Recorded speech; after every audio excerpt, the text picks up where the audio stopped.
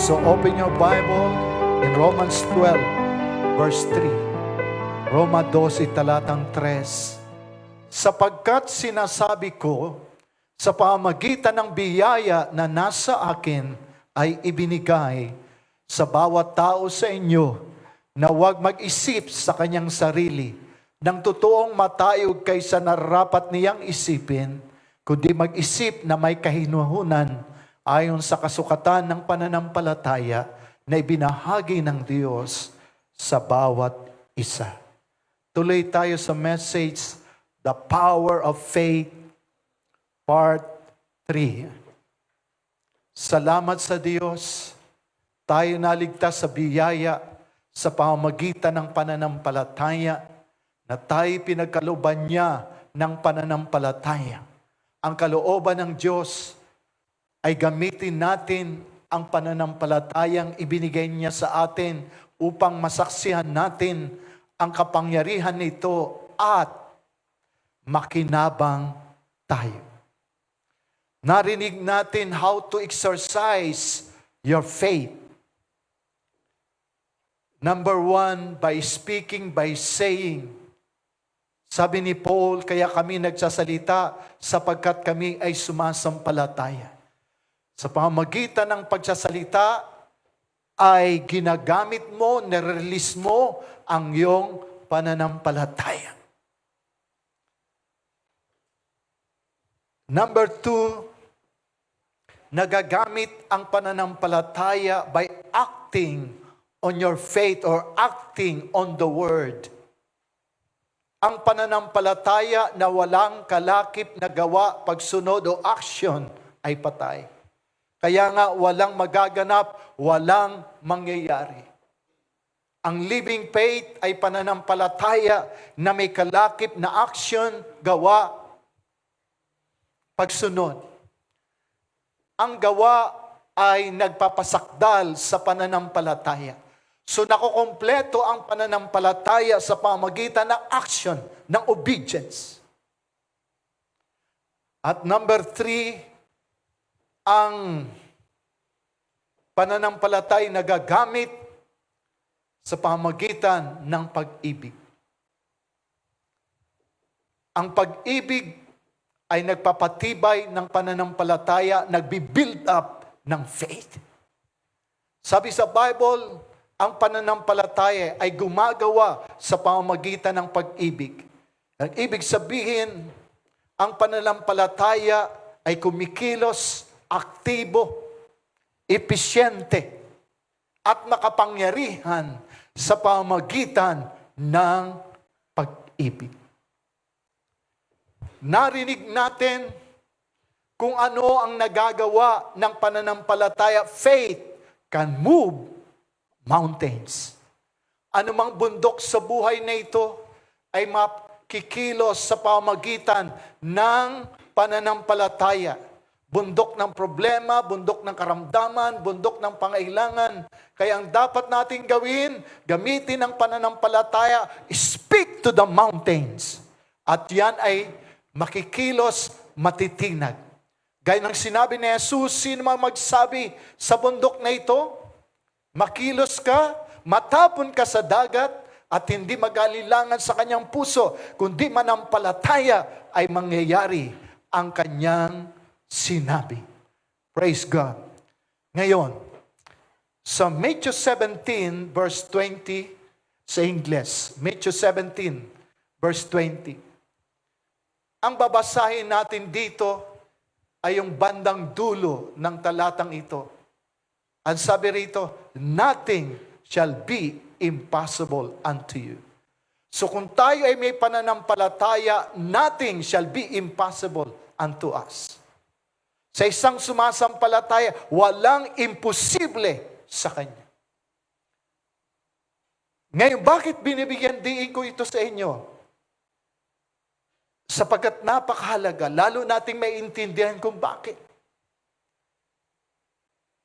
Nothing shall be impossible unto you.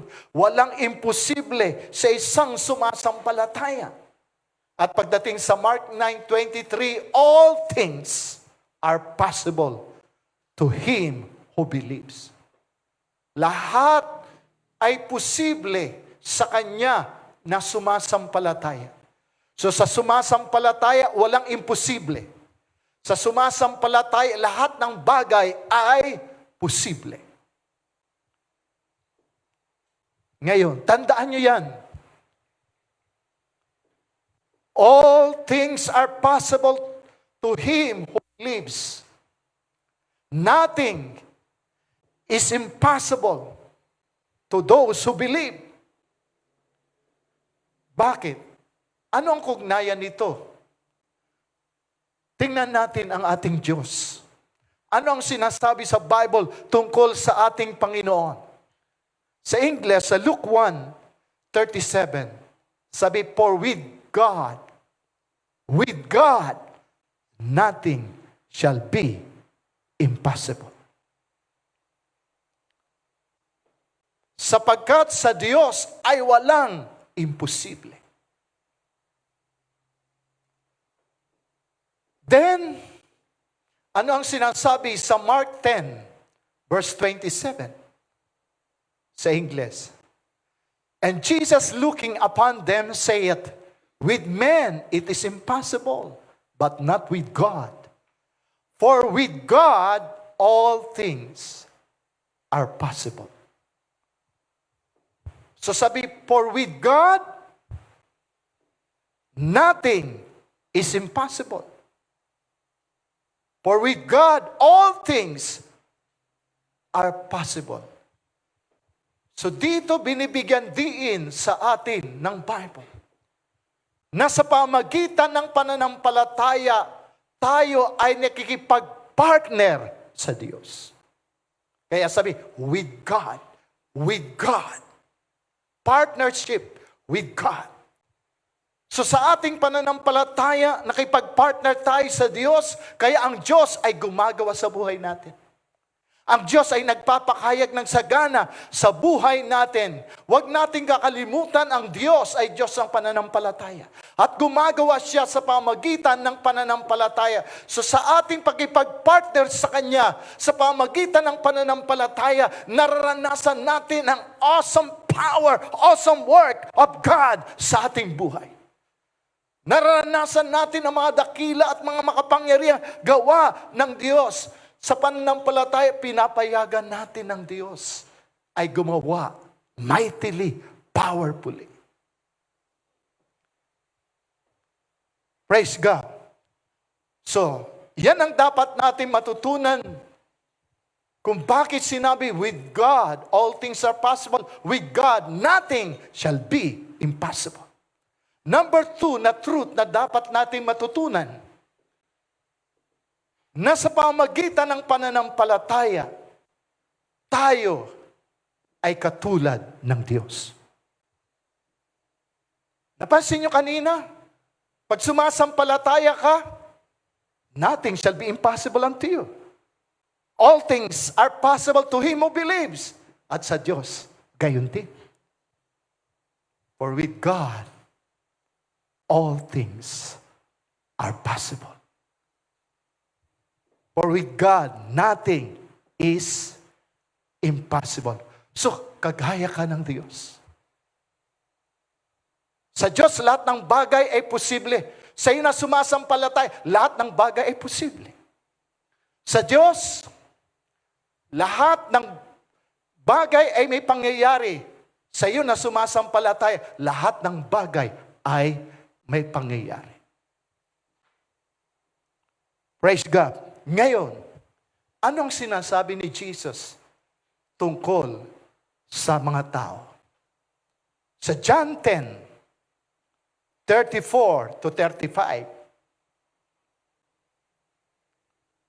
sinagot sila ni Jesus, hindi baga nasusulat sa iyong kautusan?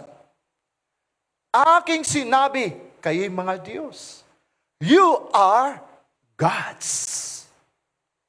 So sinasabi ng ng kasulatan ng Bible, ng Word of God, you are gods. Kayo'y mga Diyos. Ito'y katotohanan. Kaya nga buksan nyo ang iyong mga puso. Kasi ang iba hindi matanggap ito, samantala sinasabi ng kautusan, ng Word of God. You are God's.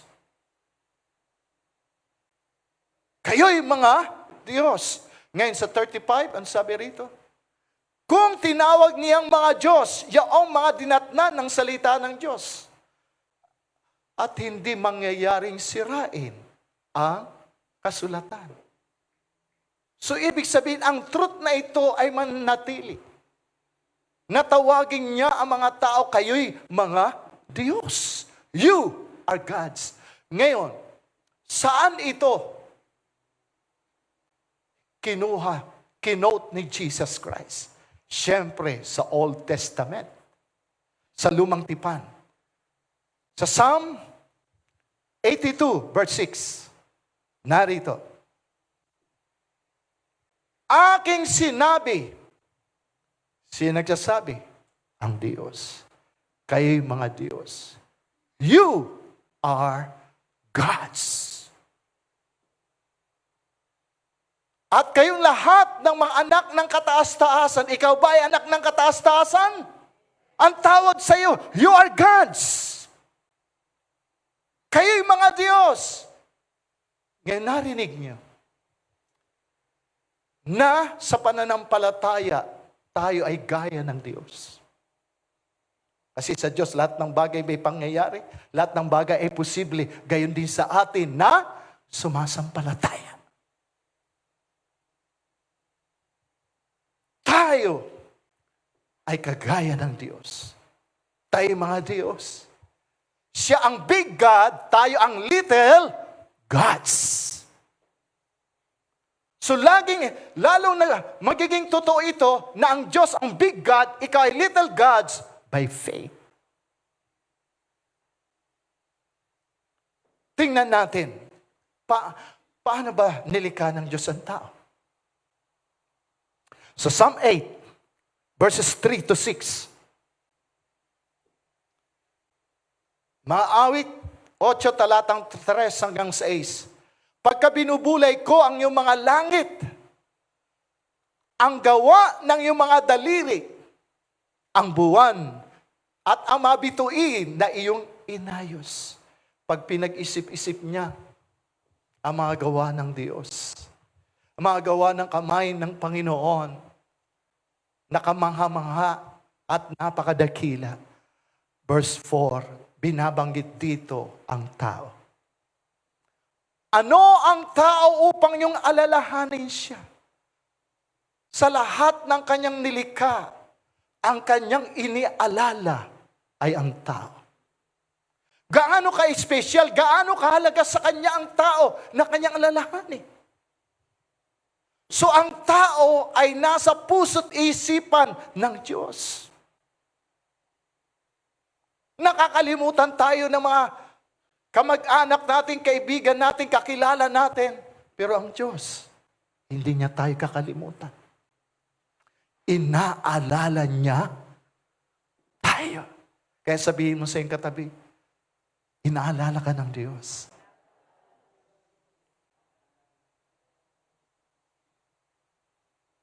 Ang puso at pag-iisip ng Diyos, ang nilalaman ay ikaw.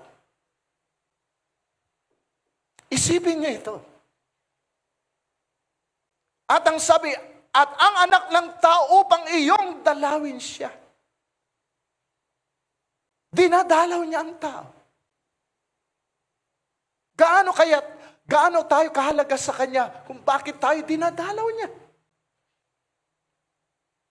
Di ba isang tao, pag mahalaga sa iyo, dinadalaw mo.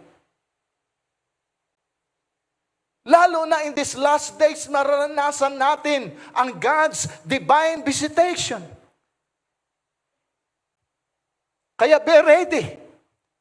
Any day, any time, mararanasan natin ang pagdalaw ng Diyos sa atin. Maging sa pamagitan ng kanyang mga anghel. Kaya ngayon, napaka-aktibo ng mga anghel ng Diyos. Napakaraming mga anghel ng Diyos dito sa mundo na dinispatch ng Diyos. At isa sa layunin, dalawin tayo. So ginagamit ng Diyos ang kanyang mga anghel to visit us. Lalo na kung ang ating puso ay malinis. Dalisay. Di ba ang sabi sa Bible, blessed are the pure in heart, for they shall see God.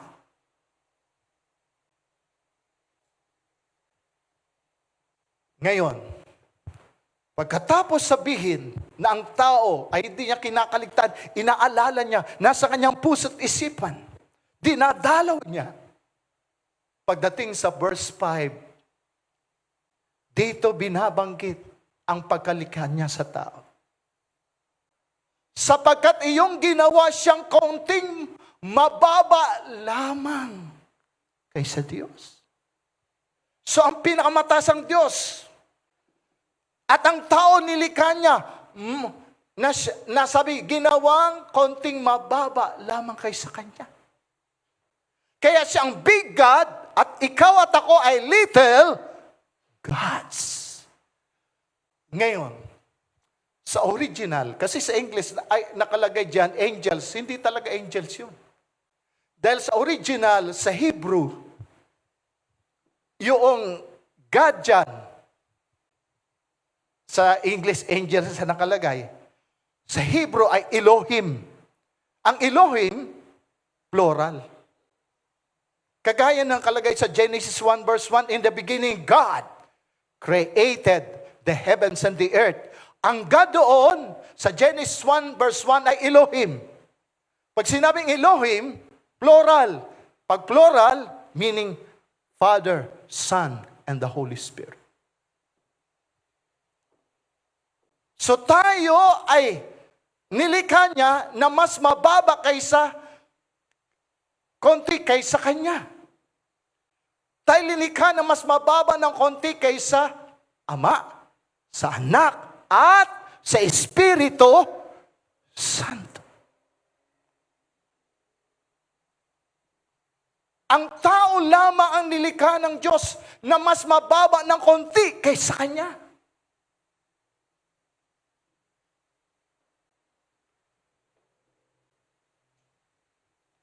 Our God is a triune God. Father, Son, and the Holy Spirit.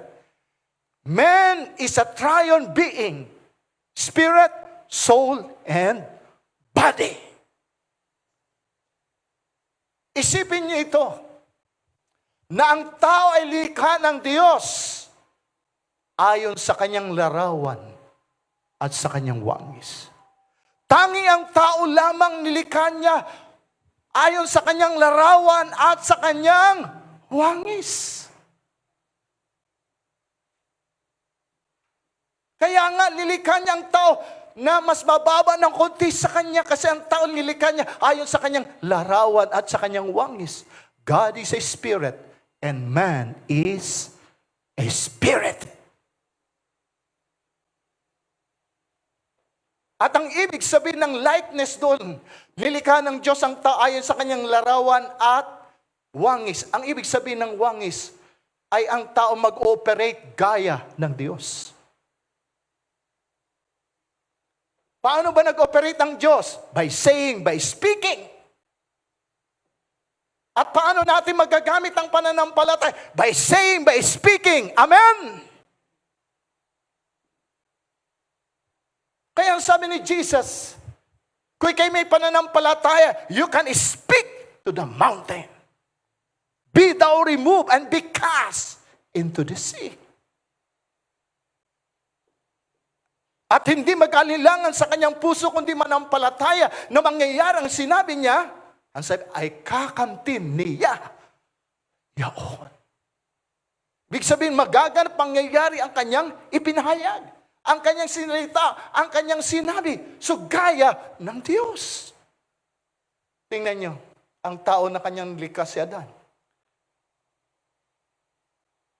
Ano ang nangyari nang magsalita si Adan patungkol sa mga hayop? Kung anong pangalan ng mga hayop, yun ang pangalan ng mga hayop hanggang ngayon. So, nangyari ang kanyang sinalita. Kaya sabihin mo, salamat sa Diyos, ako'y nilikha na mas mababa ng konti kaysa Diyos na may lalang sa akin. Praise God. Sapagkat iyong ginawa siyang kaunting mababa lamang kaysa Diyos.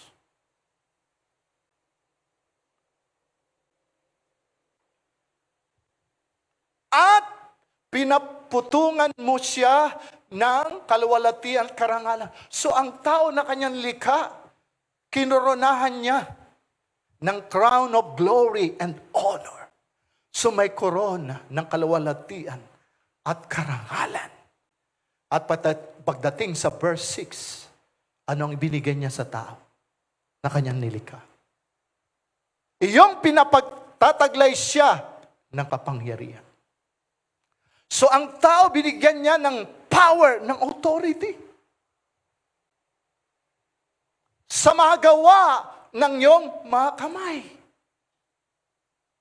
So ang mayroong kapangyarihan sa mga gawa ng kamay ng Diyos ay ang tao ng kanyang nilikha na mas mababa ng konti kaysa kanya.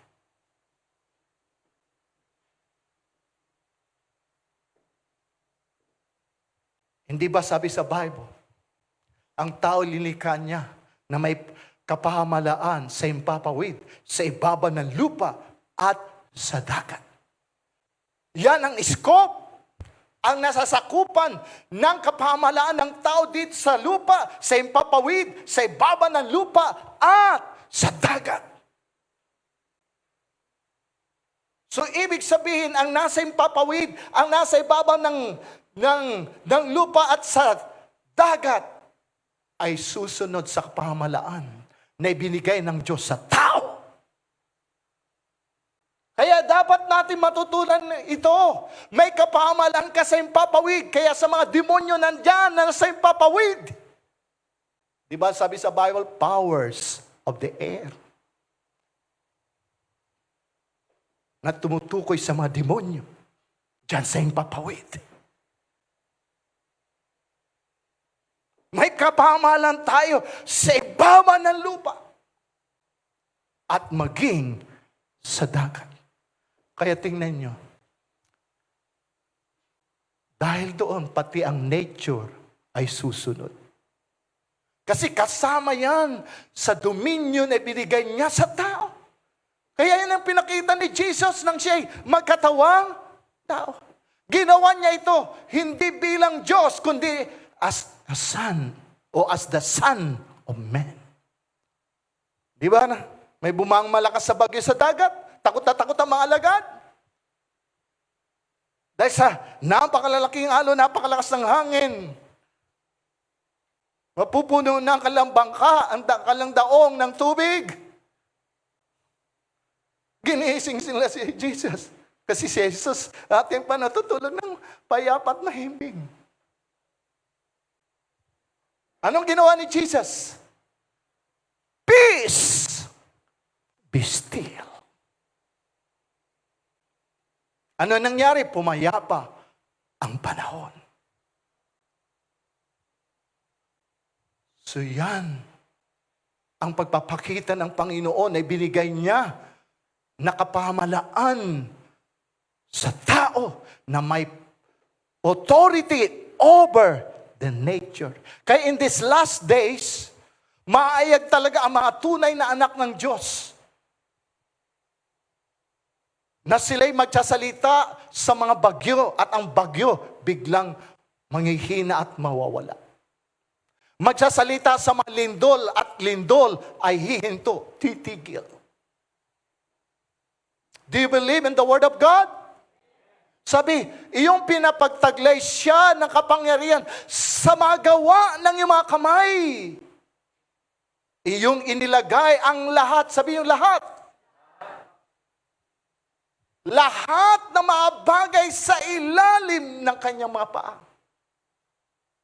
Lahat ng mga bagay iniligay sa ilalim ng iyong mga paa. Lahat. Pag sinabi sa Bible, lahat. Lahat. So pag nilagay ang lahat ng bagay sa ilalim ng ating mga paa, kasi may authority tayo, may kapangyarihan tayo sa lahat ng mga bagay na ito. ng lahat ng mga bagay na ito ay makikinig at susunod sa otoridad na binigay sa atin ng Panginoon. Amen! By using our faith. So sa paggamit mo ng pananampalataya mo, ine-exercise mo ang iyong dominion. Ine-exercise mo ang iyong authority. Kaya nga ang iba, pagtungkol na pag sinabi, you are God's, hindi na matanggap. Hinahatid na ng kaaway ang mga tao to doubt the Word of God. Samantala mismo ang Diyos ang nagsabi, you are God's. Siya ang big God, tayo ang little gods. Amen? Ang ibig sabihin, yung nagawa ng Diyos ay magagawa rin natin sa pamamagitan ng pananampalataya. Kasi all things are possible to him who believes. Paano nilikha ng Diyos ang lahat? By saying, by speaking. Kaya sa ating pagsasalita sa pamagitan ng pananampalataya, magagat mangyayari rin ang pinahayag at sinasabi natin. Amen? Praise God. Huwag niyong kakalimutan si Jesus sinaparito para i-restore ang nawala sa unang tao. Anong nawala sa unang tao? Yung pinakita ko kanina sa inyo. Kasama ang dominion, authority. Kaya siya nagbigay ng pananampalataya para tayo maging gaya ng Diyos. Siyang big God, tayo little gods. Praise God. Salamat sa Diyos. Sa Mark 5:34 sa English. Mark 5:34. And he said unto her, Daughter, thy faith hath made thee whole. Go in peace and be whole of thy plague. So faith can make you whole.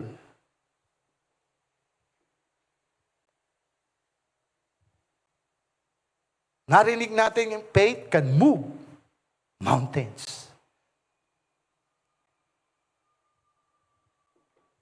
Faith can make you like God. Then faith can make you whole. Pag sinabing whole, whole of the spirit, whole of the soul, whole of the body. Buong espiritu, buong kaluluwa, buong katawan. At alam natin, ang soul ay binubuo ng tatlo, will, intellect, and emotion. Pag sinabing whole, whole of the will, whole of the emotion, whole of the intellect. Buo ang iyong pag-iisip, buo ang iyong damdamin, buo ang iyong kalooban. Kaya kompleto. Wholeness, total wholeness, total completeness, spirit, soul, and body. Gaano ba kahalaga yung total wholeness? Whole of the spirit, whole of the soul, whole of the body.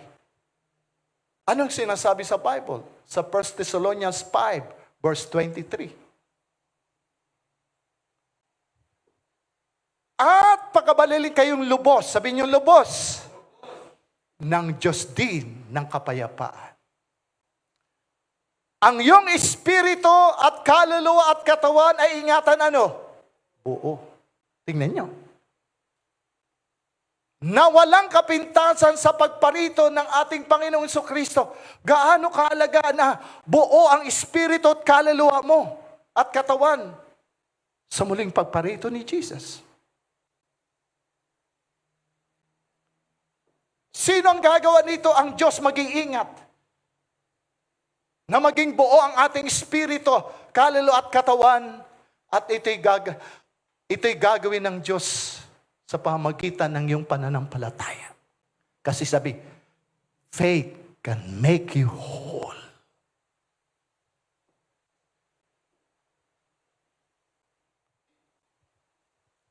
Ang kahalagahan kung bakit dapat buo ang iyong espiritu, kaluluwa at katawan sa pagparito ni Jesus.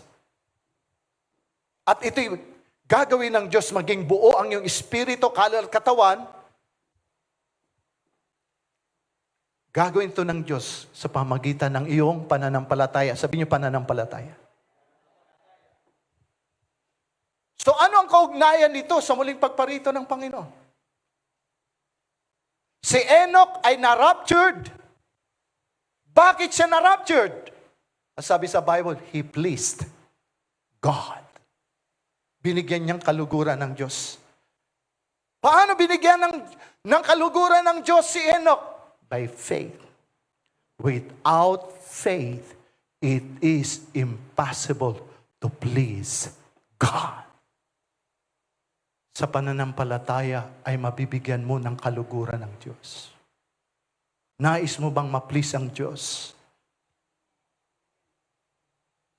Kaya ang sabi sa atin, the just shall live by faith. Sa pananampalataya, mabibigyan nating lugod ang Diyos. Kaya tingnan nyo, sabi sa Bible, sa pagparito kaya ng anak ng tao, makasumpong kaya ng pananampalataya? So ano ang kaugnayan ng pananampalataya sa muling pagparito ni Jesus? Napakahalaga. Kasi ang faith ay will make you whole, spirit, soul, and body. So ang faith ay magpe-prepare sa atin for the coming of Jesus Christ. Amen! Kaya tingnan nyo sa Bible, wala siyang kaluguran sa mga tumatalikod sa pananampalataya. Wala. Praise God. Salamat sa Diyos. Ngayon, kalooban ng Diyos na lahat ng ating panalangin ay kanyang dinggin at sagutin. Ang Diyos ay dumirinig at sumasagot ng ating panalangin. Hindi siya bingi, hindi siya pipi. Siya'y nakikinig at nagsasalita. So ang will ng Diyos, pagka tayo tumawag sa Kanya, pakinggan niya tayo at Kanyang sagutin. At ito'y mangyayari lamang sa pamagitan ng pananampalataya. Anong sabi? Sa Mateo 21:22. Anong sabi rito? Ang ilang mga bagay, ang maraming mga bagay na yung hihingin sa panalangin, tama ba ang pagkabasa ko? No! Lahat. Sino nagsabi nito? Si Jesus. So narito ang heart of God, heart of the Father, na nais niya lahat ng ating panalangin ay dinggin at sagutin ng Diyos. Kaya sabi rito, at lahat ng mga bagay na inyong hihingin sa panalangin. Lahat. Anong kasunod? Na may pananampalataya. Pag may pananampalataya, lahat ng dalangin mo pakikinggan at sasagutin ng Diyos. So ang sinasagot lamang ng Diyos ay panalangin na may pananampalataya. Kaya masasabi ko sa inyo, don't beg God. Kasi ang iba nagpe-pray, parang namamalimos sa Diyos. Don't beg God. You are a child of God. Anak ka ng Diyos. Di ba sa natural, napakalaya ng anak na approach niya ang kanyang ama o ina. Hindi ito basta-basta magagawa ng sinumang tao. Pero ang isang anak, napakadaling gawin ito. Anak ka ng Diyos.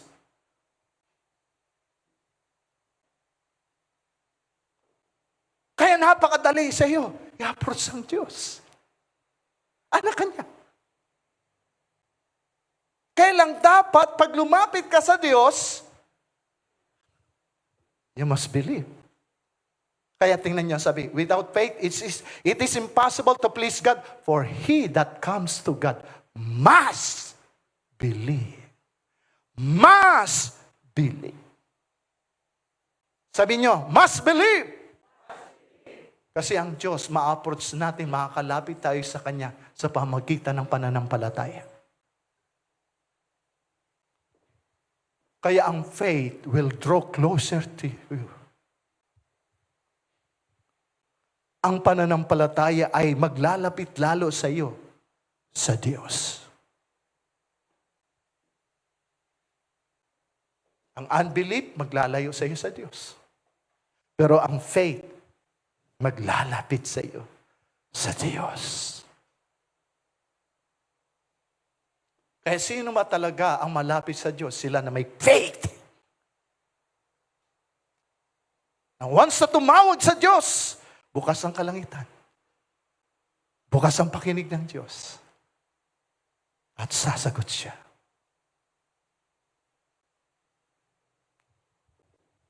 Ngayon, ano ang pananalangin na may pananampalataya? Ang pananalangin may faith ay ito. Gusto niyo bang malaman?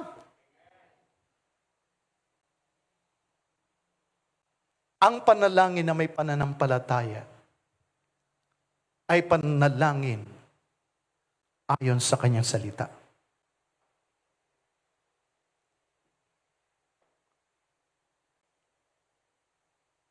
Kaya nga, kung ikay sumasampalataya, ang sasabihin mo sa panalangin ay ang kanyang salita. Salita ng Diyos. Bakit? Hindi po matatanggihan, maayawan ng Diyos ang kanyang salita. Ang Diyos ay responsibly lamang sa kanyang sinabi. Pag hindi niya sinabi, hindi niya gagawin. Pero pag sinabi rito, itaga mo man sa bato, sigurado tiyak magagat mangyayari. Amen? God is not a man that he should lie. Pag sinabi ng Diyos, gagawin niya. Kaya ang panalangin ayon sa salita ng Diyos ay panalangin sa pananampalataya. Ito ang pinakikinggan ng Diyos. So anong binibigyan din ko sa inyo? Ang kahalagaan na dapat maalam tayo sa Bible. Be a student of the Bible para ito ang sabihin mo sa Diyos sa iyong pananalangin. Hindi ba sa ibang parte ng banal na kasulatan nung sabi, put me in remembrance. Yan ang sabi ng Diyos. Put me in remembrance. Hindi po nakakalimot ang Diyos. Ang ibig sabihin nito, paalala natin sa kanyang-kanyang salita. Panginoon, sinabi mo. Pag sinabi mo yung Panginoon, sinabi mo, ibig sabihin, sinasampalatayanan mo ang sinasabi ng Diyos. Amen! Ano bang pananampalataya? Ang pananampalataya ay pananalig sa Diyos na gagawin niya ang kanyang sinabi. Yan ang faith. Naggagawin ng Diyos ang kanyang sinalita. Kaya pinaalala mo sa kanya ang kanyang salita. At the moment na ipaalala mo sa kanya ang kanyang salita, bukas ang kanyang pakinig. At sasagutin ka niya.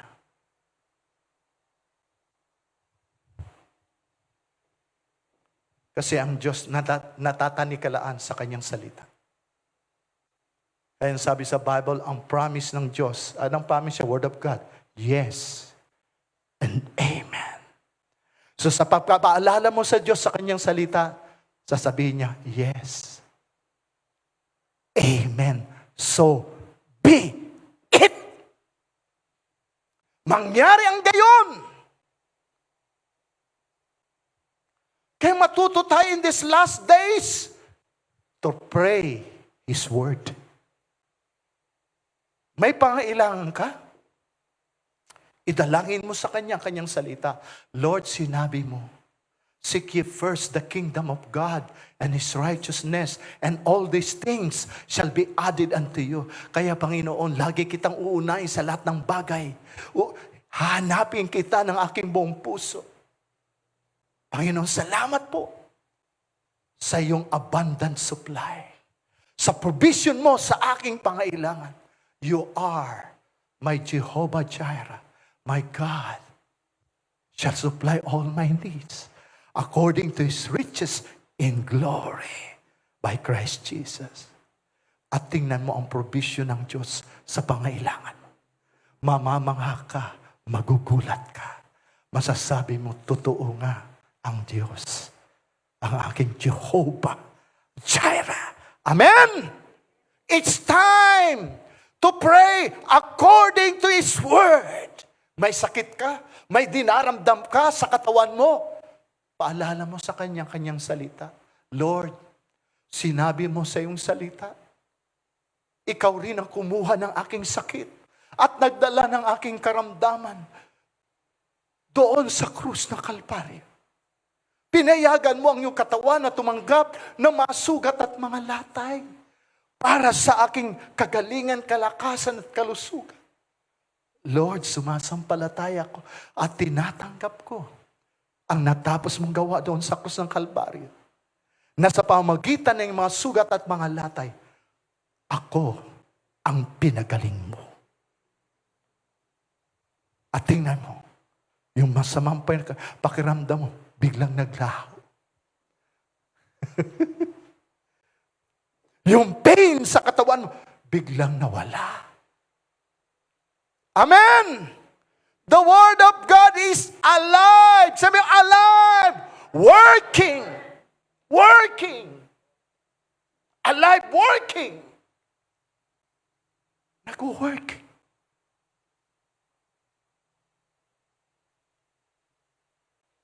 Kasi wala kang nasasayang sa panalangin pag ikinagpipray ayon sa Kanyang salita.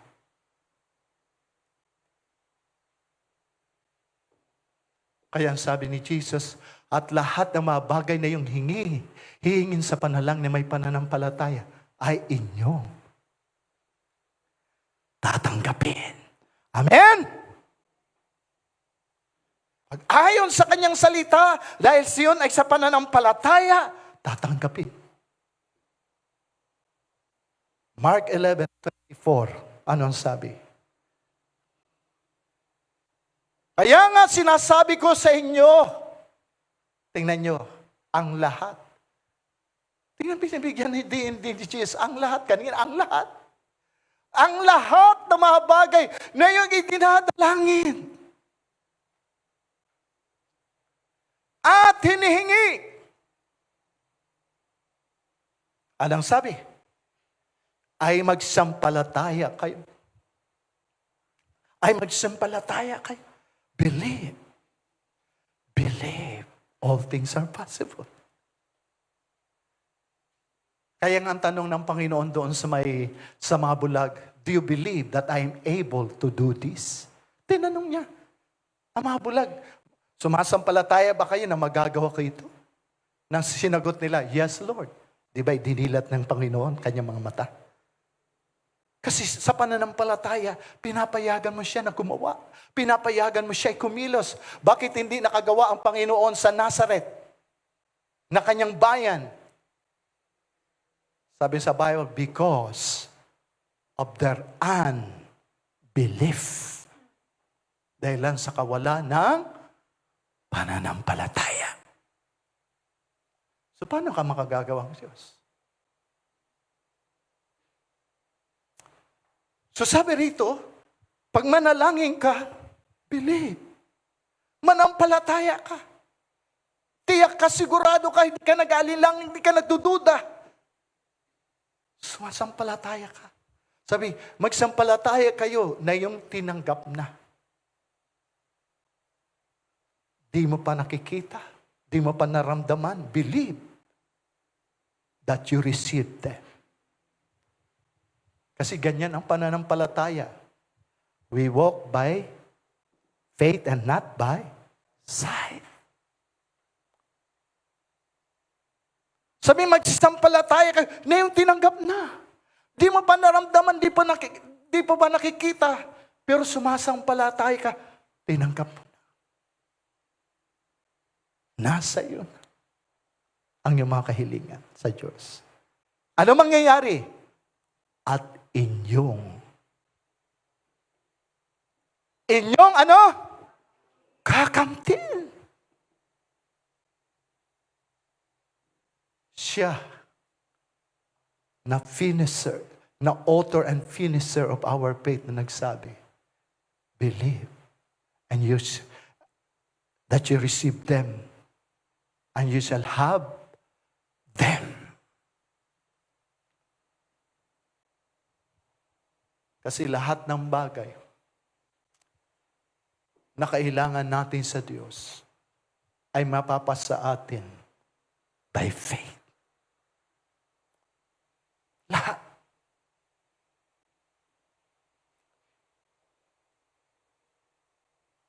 Kaya ang sabi sa Biblia, whatsoever is not of faith is sin. Ano mang hindi sa pananampalataya ay kasalanan. Kaya tinuturo doon, libawa, may pagkain. Pinipilit ka na, kainin mo yun, pero labag sa budi mo, huwag mo nang kainin. Kasi magkakasala ka lang. Kalagay yan. Sa Romans. Paglabag sa budi mo, huwag mong kainin. Kasi hindi sa pananampalataya, magkakasala ka lang.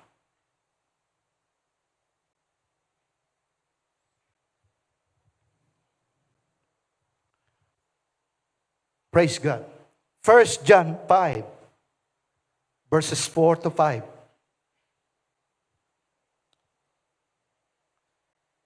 Anong sabi rito? Sapagkat ang sinumang pinanganak ng Diyos. Are you born of God? Sino mang pinanganak ng Diyos, anong nangyayari? Dumadaig sa libutan. So ikaw ay pinanganak ng Diyos, hindi para maging loser. Pinanganak ka ng Diyos, hindi para maging defeated. Ika'y pinanganak ng Diyos para maging overcomer.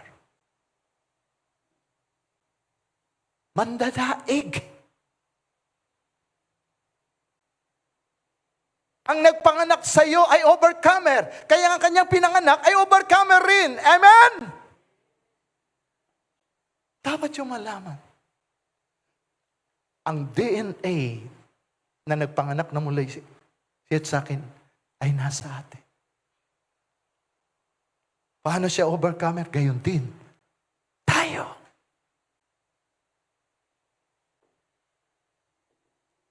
Para lalo maintindihan niyo ito. Ikaw, sigurado may DNA ka ng ama at ina mo. Kasi galing ka sa kanila. Nakukuha niya? Pinanganak ka ng Diyos. So may DNA ka ng Diyos.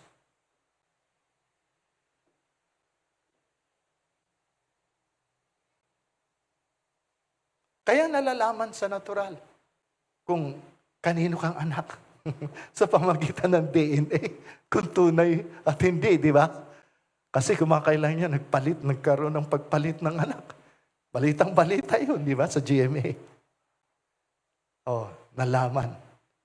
Yung inaalagaan nilang baby, hindi pala anak nila. At yun, isa naman, nagaan nilang baby, hindi pala nila anak, nagkapalit sila. So, nalaman sa DNA.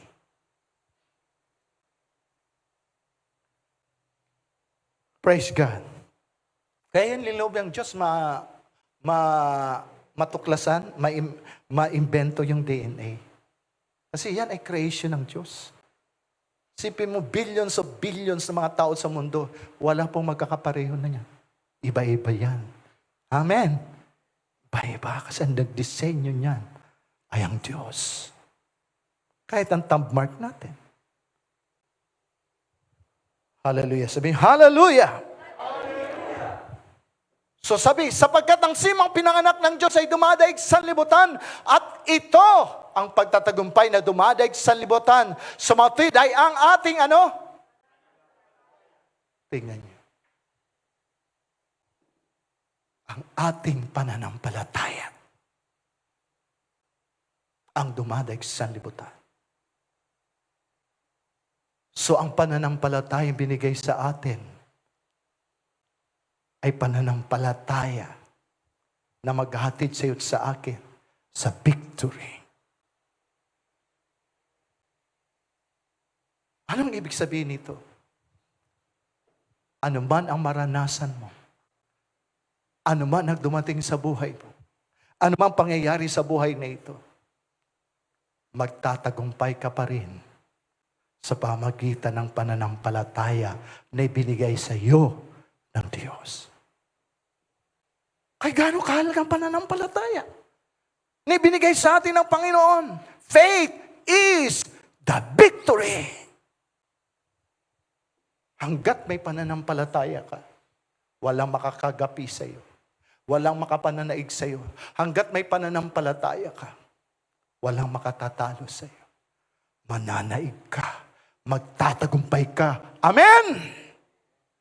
Faith is the victory. Then verse 5. At sino ang dumadaig sa sanlibutan? Kundi yaong nanampalataya sa Jesus ay anak ng Diyos. Kasi ang faith natin nakasentro hindi sa kanino man kundi kay Jesus, the author and the finisher of our faith. Amen! Praise God.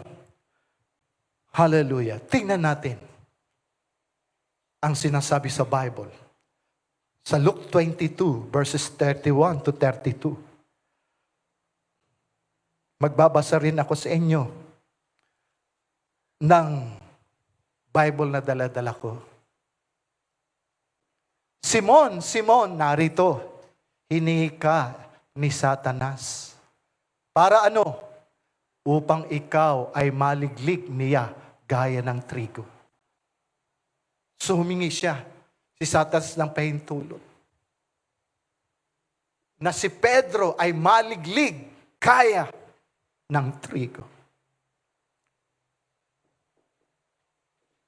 Pinahintulutan niya ng Diyos.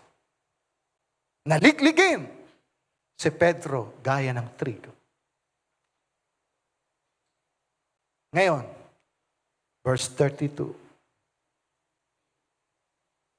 Datapat ikaw ay pinamamanik ko na huwag magkulang ang iyong pananampalataya. At ikaw, kung makapagbalik kang ng muli, ay pagtitibayin mo ang iyong mga kapatid. Sa lahat ng idinalangin ng Panginoon, bakit ang dinalangin niya ang tungkol sa pananampalataya?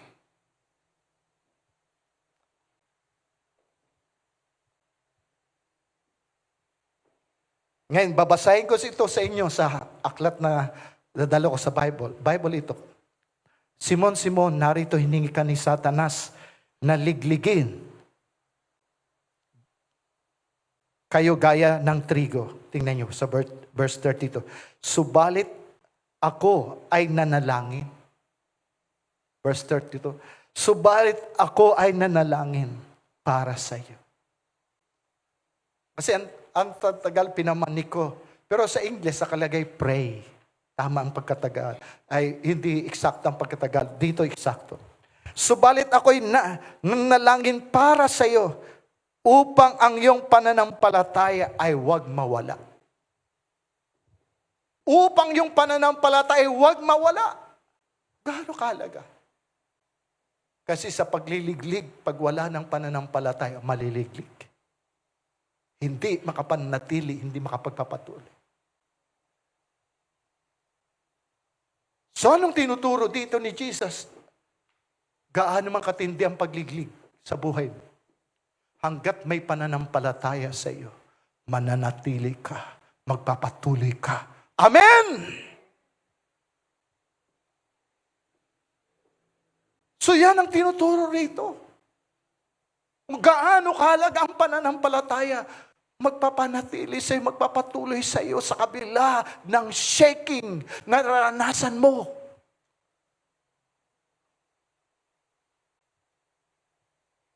Kaya ang pananampalataya ay dapat manatili.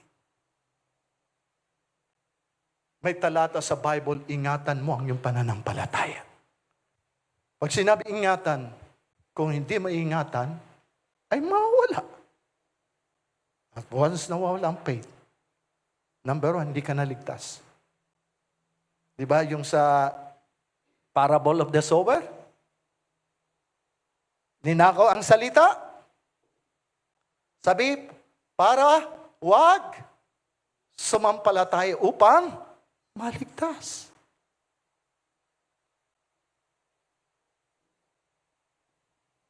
So yan tinuturo sa Bible. Keep your faith. Kaya yung dinalangin ni Jesus, siya shaking na magagat mangyayari kay Pedro, na huwag mawala ang kanyang pananampalataya. Kaya si Pedro, sa kabila ng shaking, hindi siya nag-backslide.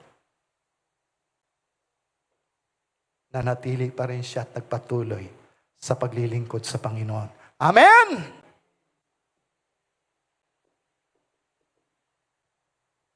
Kagaya ni Job. Si Job, alam naman natin kung gaano katindi yung pagsubok na naranasan niya, di ba? Sunod-sunod na napakabigat ng pagsubok. Siya na napakayaman, ngayon walang-wala, napakahirap. Siya na may 10 anak, 10 anak na namatay. Tapos ginamit pa ng kaaway ang kanyang asawa para sumpain ni Job ang Diyos. Pati loved ones siya ginamit ng kaaway. Kaya huwag kayong magtataka kung gamitin ng kaaway ang loved ones niyo. Laban sa inyo. Ay nangyari yan sa buhay ni Job. Magpapatuloy ka pa ba sa paglilingkod niyan sa Diyos mo? Tingnan mo nangyayari sa buhay mo. Tingnan mo ang future mo. Yan ang kaaway. Tandaan mo ang future natin. Ang may hawak sa future natin. Ang nakakalam na ating future. Jesus Christ. He holds our future. Magtapat lamang tayo sa Panginoon. Kaya sabi sa Bible, ang future sa atin ang pang-bright. Diba? Sa Jeremiah 29 verse 11, I know my plans for you, says the Lord. Plans to prosper you. Not to harm you. Plans to give you hope and a future. Beautiful, wonderful, awesome future. Ang Panginoon. Kaya ako hindi nag-aalala sa future ko. May hawak ng future ko si Jesus Christ. Dahil He knows the end from the beginning. He is the Alpha and Omega. The beginning and the end. The first and the last. Kasi karami mga tao ngayon nag-aalala patungkol sa kanilang future. Paano na ako? Ano na ang kinabukasan ko? Kaya worry. Kaya nga, bata pa, nagbumukhang matanda na. Kasi, dahil sa pag-aalala, nababahala, nababalisa.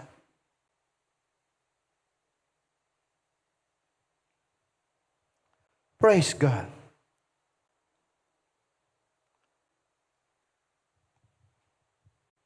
So, sa kabila ng naranasan na matitindi, sunod-sunod na pagsubok na naranasan ni Job, si Job ay nanatili sa pananampalataya.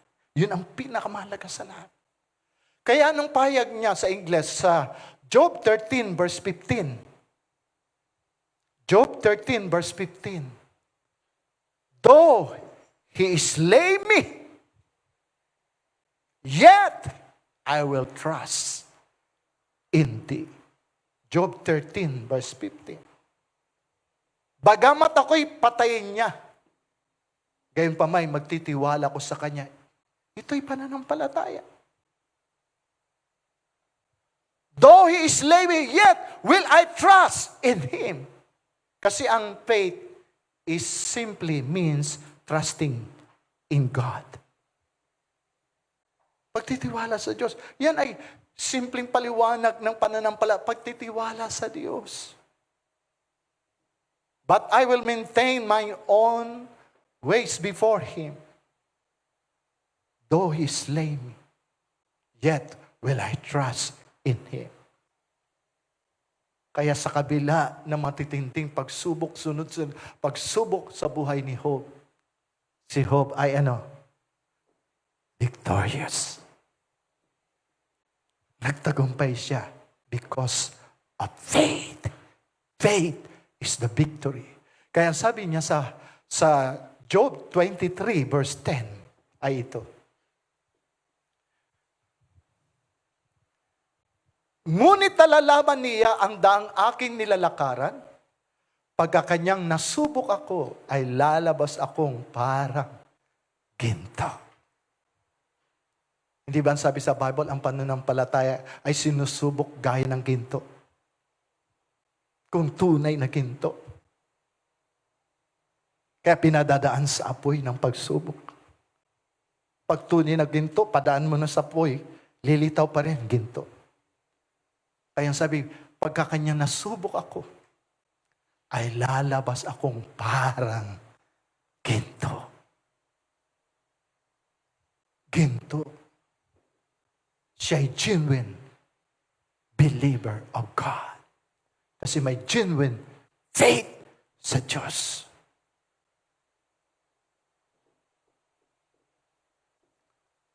Praise God.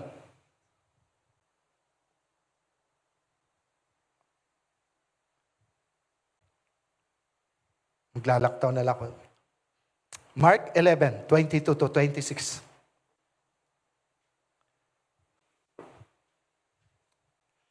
Tingnan natin mabuti. At pagsagot ni Jesus ay sinabi sa kanila, magkaroon kayo ng pananampalataya sa Diyos. Have faith in God, have the faith of God. Verse 23. Dito kita nagagawa ng pananampalataya ay nagmumove ng mountain. Sin magsabi sa bundok na ito. Then, verse 24, binabanggit ni Jesus, ang nagagawa ng pananampalataya ay pinakikinggan ng Diyos, sinasagot niya ang ating prayer. Pagkatapos sabihin ito, kung may pananampalataya ka, ano nagagawa ng pananampalataya, isinunod niya ang verse 25 to 26. Tingnan niyo. At kailanmay kayo'y nakakatayong nagsisipanalangin. Ano dapat unang gawin? Magpatawad kayo. Kung mayroon kayong anuman laban sa kanino man, upang yung Ama na nasa langit ay patawarin kayo ng iyong mga kasalanan. Verse 26. Datapat kung hindi kayo magpapatawad, hindi rin kayo patatawarin sa iyong mga kasalanan ng iyong Ama na nasa mga langit. Again, nagturo si Jesus ng pananampalataya. Ano gagawin ng pananampalataya? Pagkatapos, itinuro rin niya ang pagpapatawad. Ano ang kaugnayan ng pananampalataya sa pagpapatawad? Tandaan niyo ito. Ang pananampalataya hindi mag-work kung mayroon unforgiveness sa ating puso.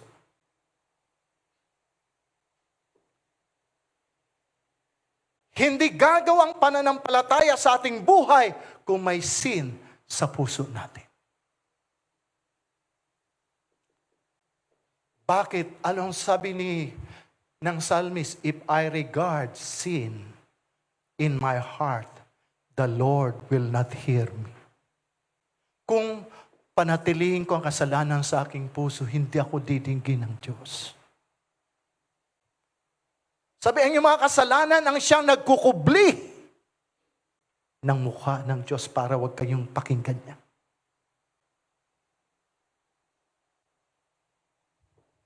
Hanggat may kasalanan sa puso natin, tinatago natin, mayroong unforgiveness sa ating buhay, hindi po gagawa ang faith. Kaya anong message dito? Forgive. Patawad ka. At ikay patatawarin.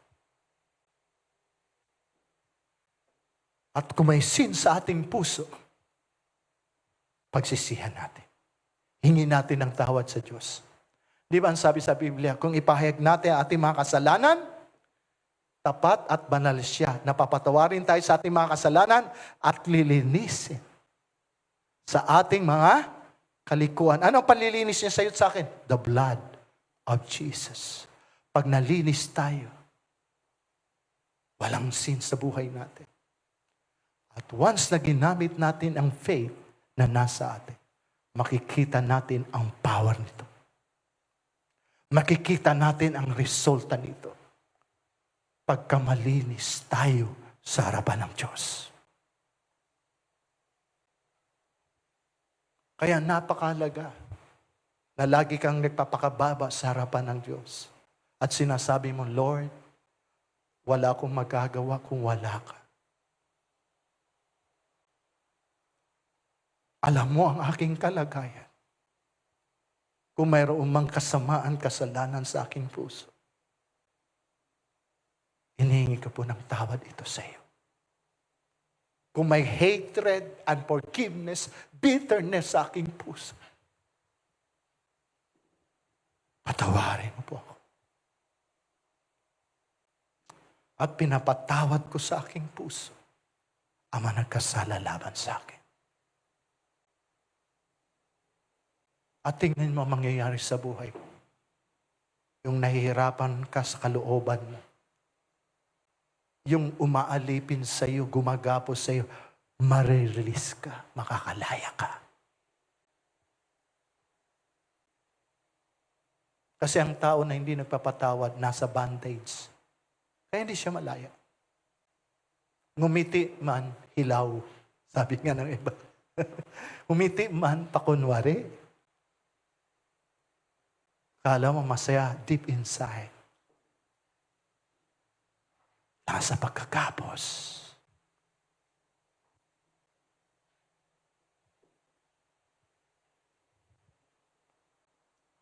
So, matuto tayo na magpakalinis lagi sa Diyos. Para sa gayon, ang pananampalatayang binigay niya sa atin, na sa oras na gamitin natin ito, magtatagumpay tayo. At anuman ang ating maranasan, anumang dumating sa buhay natin, hanggat may faith sa atin, magsusurvive tayo. Makapanatili tayo. Makapagpapatuloy tayo sa paglilingkod sa ating Diyos. Amen? Tayo lahat ay tumayo. So ang nagagawa ng pananampalataya ay magpapanatili sa atin. Sa ating Panginoon, maglalapit sa atin, sa ating Diyos at magpapanatili sa atin. Sa ating Panginoon.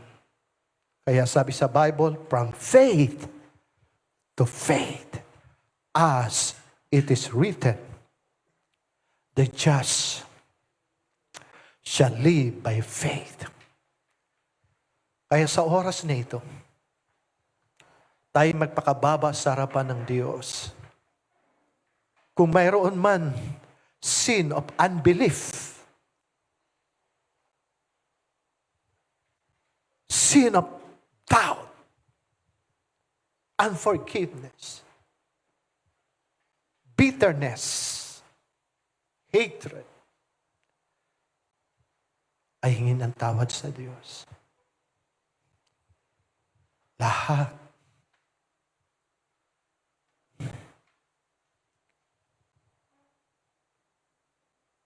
Be holy, for I am holy. saith the Lord. Magpakabanal kayo, sapagkat ko'y banal, sabi ng Panginoon. Jesus. At sinasabi rin sa Bible, tayo lumapit sa Diyos na may tapat na puso. Pag sinabing tapat na puso, kilalanin mo kung ano ang kalagayan mo sa harapan ng Diyos. Huwag kang magtatago. Yan ang gusto ng Panginoon. Kung may pagkukulang, kilalanin mo. Kung nagkamali ka, kilalanin. Ang mahirap, ganun ang kalagayan mo, hindi mo pa rin tinatanggap. Pagka ganun pride na ang nakapangyayari. Hallelujah.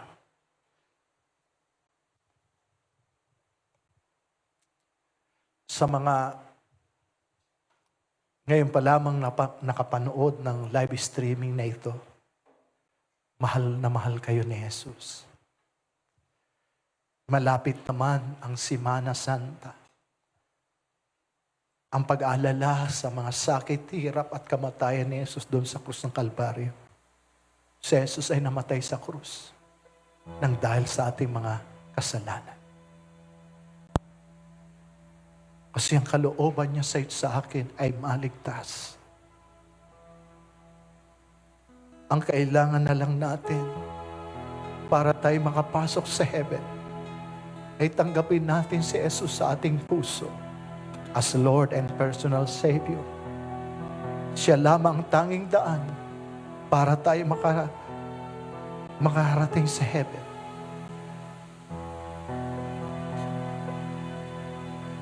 So saan ka man naroon, sumunod ka sa panalangin ito. At sabihin mo ng buong puso, O Diyos, O Diyos, maawa ka sa akin maawa ka sa akin na isang makasalanan. na isang makasalanan. Patawarin mo po ako. Patawarin mo po ako, Hugasan mo po ako hugasan mo po ako na makapangyarihang dugo ni ng Jesus. makapangyarihang dugo ni Jesus. Ako'y sumasampalataya Ako'y sumasampalataya na si Jesus ay namatay na si Jesus ay namatay nang dahil sa aking mga kasalanan. nang dahil sa aking mga kasalanan. Panginoong Jesucristo, Panginoong Kristo, ako'y ako'y sumasampalataya sa iyo sumasampalataya sa iyo na ikaw na ikaw ay nagkatawang tao, ay nagkatawang tao, namatay sa krus namatay sa krus para sa akin. para sa akin. Ikaw ay inilibing Ikaw ay nilibing at nabuhay na maguli sa mga patay. na buhay na maguli sa Para mga sa patay para sa akin.